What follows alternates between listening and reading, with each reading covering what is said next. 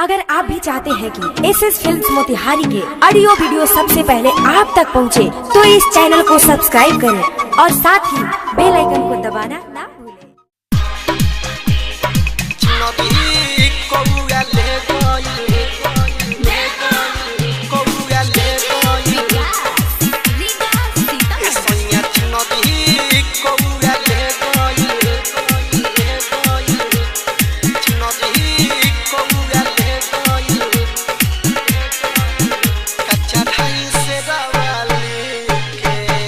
चुनबी कौआ ले गइल कच्चा ढाई से दावली के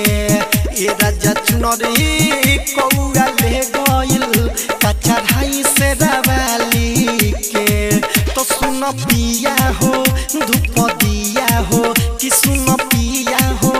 धूप दिया हो छिटल सब फूला डाली के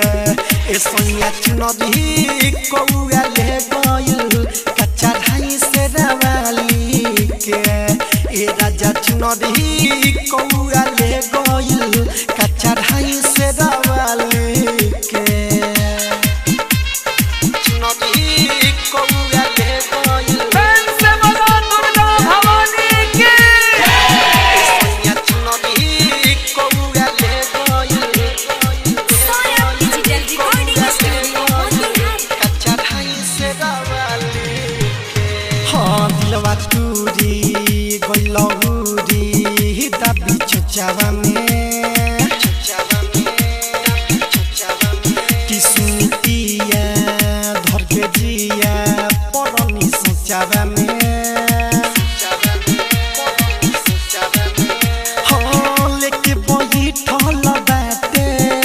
मिया गछिया प ए राजा गछिया प तो सुनी गछिया प दिलवा टूरी गइलौरी चुचावा में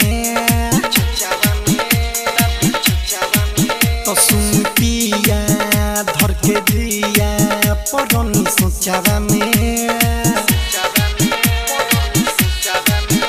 हाँ लेके बैठल बाटे मिया गछिया प ए राजा गछिया प तो सुनी गछिया प बाटे मुरत हमारा के घूरत बजाई जब पताली के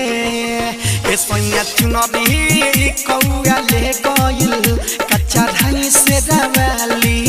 के ए सोनिया कौआ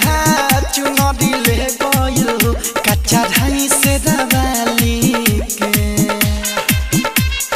चुनरी कौआ ले गइल से बना दुर्गा भवानी के